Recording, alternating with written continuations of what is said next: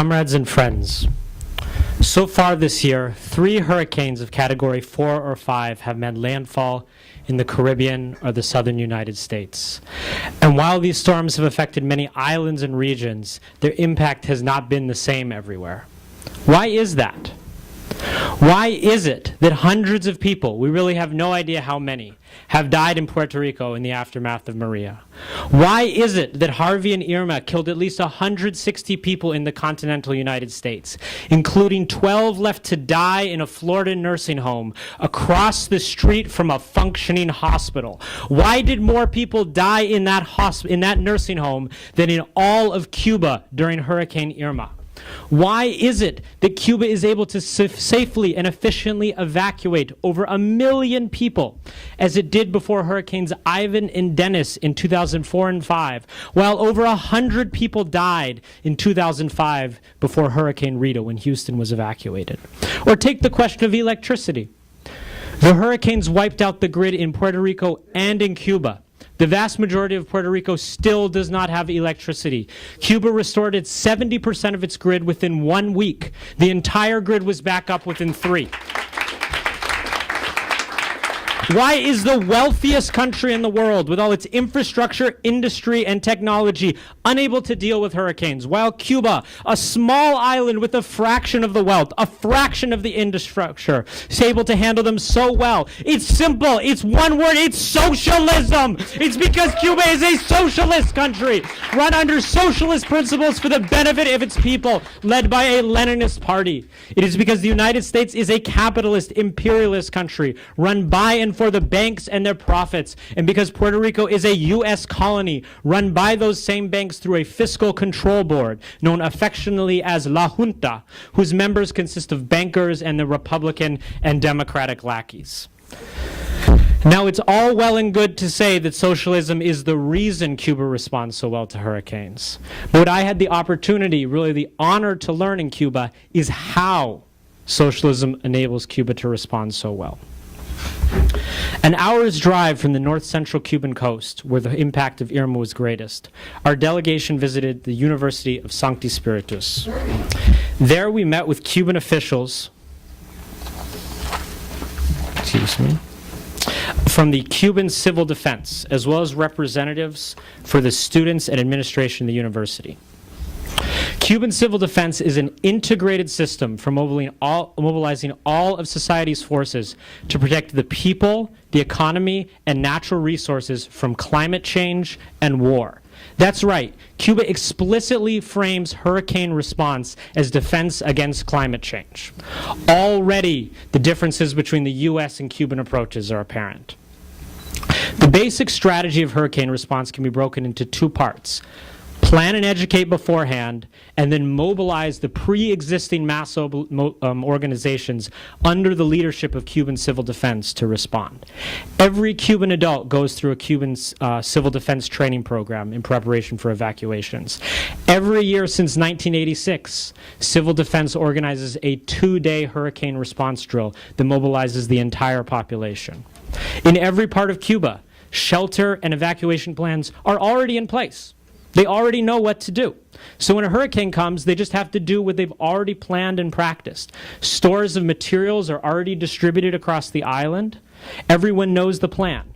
Contrast it with Hurricane Harvey, where the mayor said, we can't organize an evacuation in a few days. Of course, you have to have a plan beforehand. So the hurricane response plan in Cuba has 4 phases. Phase 1, inform. The media broadcasts warnings. Students and other members of mass organizations go door to door, informing the people of the coming danger. Phase 2, evacuations begin. Those living in sturdy homes take in their neighbors. Large buildings, such as churches, universities, serve as shelters. Mass organizations, and this is really the key, the unions, the University of Students Federation, the Young Communist League, and all the committees for the defense of the revolution, basically the entire population, are mobilized under the leadership of the Cuban civil defense. And this works very well because all these organizations have pre-existing communication and coordination structures. So it's not necessary to create an ad hoc network to organize the response. The network already exists. Everyone is accounted for and looked after. No one is abandoned because everyone knows who everyone is, how old everyone is, where people with mobility disabilities are, where ill people are. And again, the response in the U.S. couldn't be more different. No mechanism is in place here to mobilize the people. There are no large-scale hurricane drills. And people are expected to organize their own evacuation. So if you have a mobility disability, if you don't have money, if you don't have a car, you're on your own. And furthermore, the entire Cuban evacuation system is designed to evacuate people along with their belongings, their pets, and the means of production they need to sustain themselves. So people are not evacuated away from their lives, they are evacuated with their lives. And this encourages people to participate in the evacuation.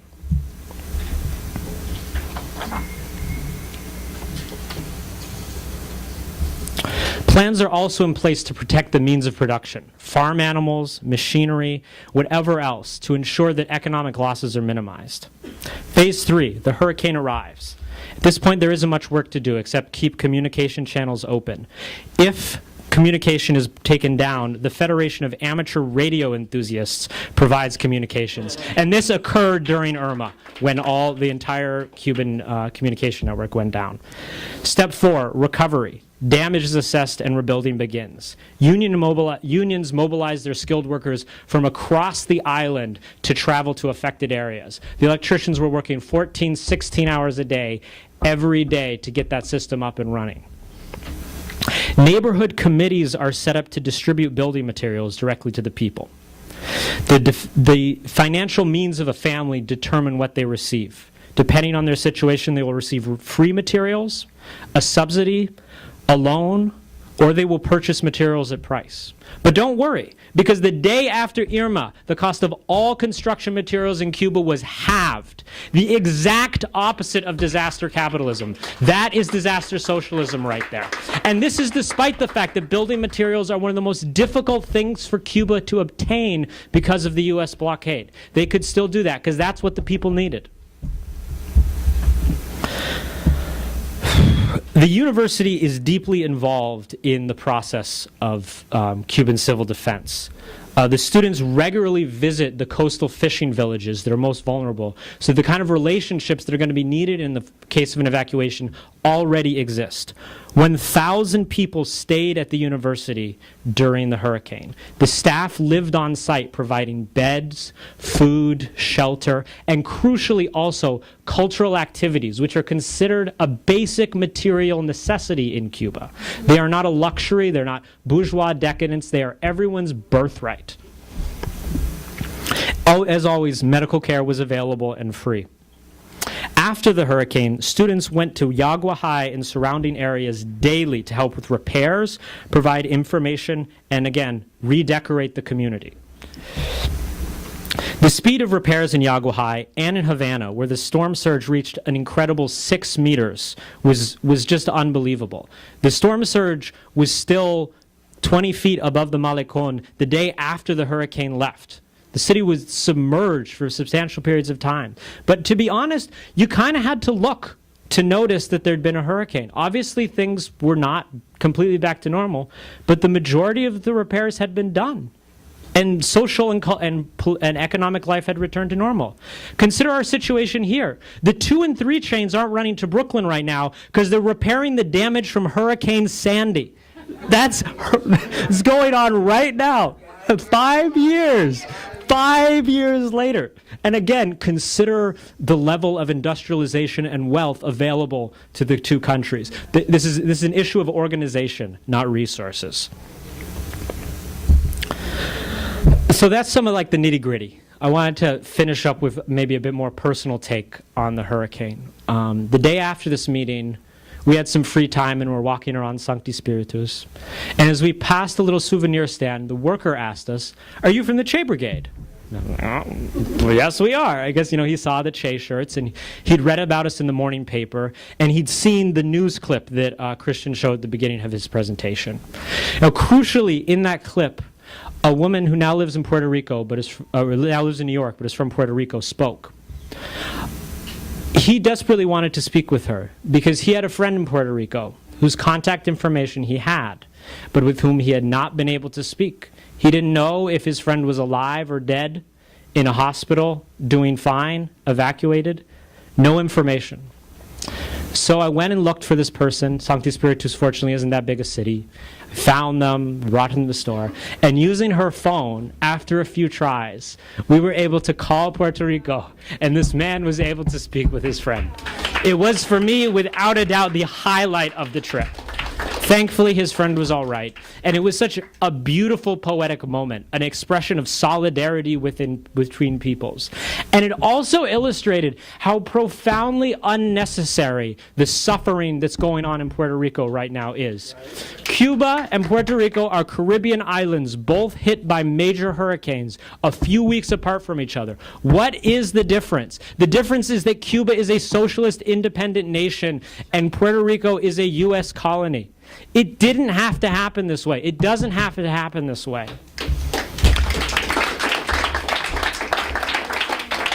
That makes me think a little bit about the stakes of what we do here every day. If you fly out of the José Martí International Airport, you'll drive along a broad suburban avenue whose name I don't know. And if you look out the window at the right time, you'll see a long cinder block wall on which a slogan has been painted. Now, I think it's a coincidence. I don't think it's planned this way, but this wall happens to be one of the last political messages visitors to Cuba will see before they depart. So what does this wall say? Does it say, Viva Che, Viva Fidel, Hasta la Victoria Siempre? No, it has a more serious slogan, and one that expresses that alongside the Cuban people's extraordinary generosity and kindness and openness is a steely clarity and seriousness about the tasks at hand, about the seriousness of their revolution and the consequences of their revolution. Painted on this wall are three words: socialismo o muerte, socialism or death. Because Cuba understands, and I'm sure everyone on that brigade could see, that the Cuban Revolution, their struggle for liberation, their struggle to build socialism, is all that separates them from the ravages and disasters of U.S. imperialism. Now, to be honest, I don't think anybody was thinking about hurricanes when they were painting that wall. But the slogan is appropriate, because one of the tragedies of hurricanes is they come every year. And we know exactly what's going to happen. Every year, socialist Cuba will admirably defend and protect its people, whereas the capitalist world will abandon its masses to their fate. Year after year, Katrina, Rita, Harvey, Irma. What's next year? To go back to the question I asked at the beginning, why is that? Why is capitalism so utterly unwilling to respond to hurricanes? It is because under capitalism, the lives of the working and the oppressed are worth only the surplus value that can be extracted from them. So in this era of capitalism at a dead end, when the crisis of overproduction is a continuous state of affairs, when the reserve army of labor is large and always growing, workers are easily replaced, so the death of hundreds and the displacement of millions is really not a problem for the capitalist class. Just the opposite. Disasters are a wonderful investment opportunity. They drive up prices and stimulate demand. You make super profits. You get super profits. We all get super profits, the capitalists say. And what is the lot of our class, of the exploited and the oppressed? Exploitation, poverty, displacement, muerte. Socialismo o muerte. Those really are our choices. Yes, the stakes are very high, but let us not despair. With great stakes come great rewards. If I can bring one lesson back from Cuba, it is that revolution is possible. We can do it. We have to do it. We have to do it. So let us remember those words that Che, quoting Martí, gave to us here in the United States, revolutionaries here. Let us consider these words, 50 years removed from his death and 100 from the October Revolution. I envy you. You North Americans are very lucky. You are fighting the most important fight of all. You live in the belly of the beasts. Let us consider the awesome responsibility with which these words charge us. Let us not shirk before the task before us, but go forward. Hasta la victoria siempre venceremos. Well, I would be remiss to neglect to thank the party for all the work it did to help organize this trip, both in terms of the logistical and financial support. I also want to particularly thank Christian for the extraordinary logistical and political leadership he showed during the trip. And I also want to thank Teresa for the guidance she gave us to make this possible. Just two brief things. Again, on the question of the police. The event at Che's Memorial was a very important event, and so there were security forces there to protect the Cuban leadership. They were dressed in white guayaberas with nice little just paper name tags. They were very pleasant people. They weren't armed with automatic weapons and bulletproof armor. But there were only a few of them. Most of the security looked exactly like the security at our rallies. Youth from mass organizations standing in place just to define spaces, communicate with people, deal with misunderstandings. It was fine. There was no big deal, And you should keep in mind this is, the kind of attacks that Cuba is under, and they were able to do this. I just want to finish with one brief story that Christian's presentation reminded me of, something about the power of the symbol of Che Guevara and how we need to spread his story. We joked in Cuba how there were 3 songs we heard pretty much every day. Lanterna Vera, which we were singing earlier. Chan Chan, I think you've heard this, this is the first track on the Buena Vista Social Club album. And Siempre Comandante, which was the song that you heard played in that short video clip. So a few days after I came back, I was in a gas station filling up a car, and it was one of the full service stations. So the guy, he's putting gas in there, and he quietly begins to sing. Aquí se cuela la clara, la entrable transparencia. And not remembering the words, I just turned around and went, ba-dee, ba-dee, da-da-dee, da, Comandante Che Guevara. And it was just this beautiful moment of solidarity that here in this little Inwood gas station, there was the understanding of the strength of the Cuban Revolution and its potential to liberate the world. So I just wanted to share that with everybody. Thank you.